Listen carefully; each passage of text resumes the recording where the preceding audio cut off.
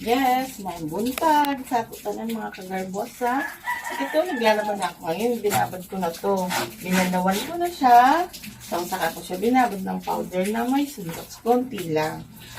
Tapos, ito mo ngayon, magmamadali tayo dahil maghahabol tayo sa araw. Kasi may nakita pa tayong araw.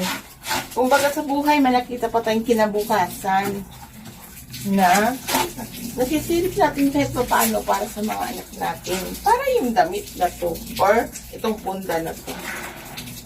Diba? Pusiso, mabusisi. Then, ito, tinusok mo na. Daming powder, daming sunrock. So, baga, nasikaso mo na yung anak mo. Ganyan, ganyan, ganito, ganyan. Tapos, ito na siya.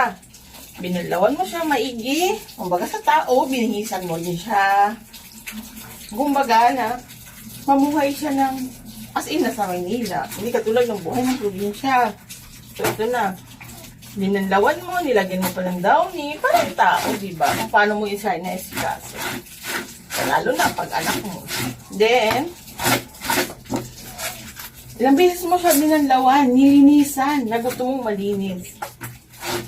Ngayon, umuulan, walang hangin, walang init. So, ang resulta is, kahit nilagyan mo pa siya ng downy, or ano pang fabric dyan, dalawang araw hindi natuyo. So, anong naging amoy nun? Diba? Mabaho. So, ganun din ang tingin ng anak ko sa akin ngayon. Mabaho na ako. Yan, mga kagarbosa. Garbosa talaga akong naglalaba. See you!